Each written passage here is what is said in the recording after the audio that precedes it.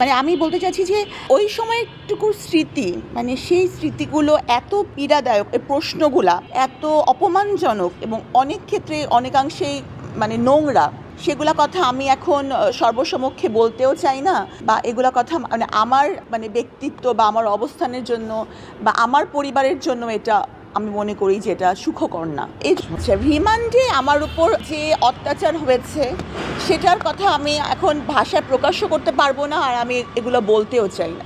এটা এত একটা ভয়ঙ্কর স্মৃতি। এই একটা মামলায় আমাকে 7 দিন রিমান্ডে রাখা হয়েছে, 7 দিন। বারবার করে রিমান্ড চাওয়া হয়েছে, বারবার করে রিমান্ড চাওয়া হয়েছে। আসলে যারা রিমান্ডে কোনো সময় গিয়েছেন তারাই বলতে পারবেন যে রিমান্ডটা কত দূর ভয়াবহ, বিশেষ করে একটা নারীর জন্য।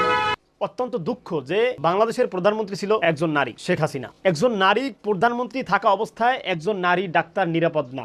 একজন ডিবির কাছে, একজন সাধারণ কনস্টেবলের কাছে যদি নিরাপত্তা না পায়, জেলখানায় যদি নিরাপত্তা না পায়, তাহলে এদেশের মানুষের নিরাপত্তা কোথায়? আপনারা ভিডিওতে দেখছেন যে এই মহিলা ডাক্তার তিনি লজ্জায় বলতেছে না যে তার সাথে কি কি আচরণ করা হয়েছে। এরকমের হাজারো ভুক্তভোগী মা বোন আছে যারা পুলিশদের দ্বারা কুপ্রস্তাবের সম্মুখীন হয়েছে, কিন্তু লোকলজ্জার ভয় বলতে পারে না। এইসব পুলিশ লীগের বিরুদ্ধে এখনই কলম ধরার সময়। আমি ডক্টর সাবরিনাকে বলবো আপনি আদালতে মামলা করেন, কারণ আপনি একজন নারী, এদেশে আপনার বসবাসের অধিকার আছে, ইজ্জত নিয়ে সম্মান নিয়ে থাকার অধিকার আছে।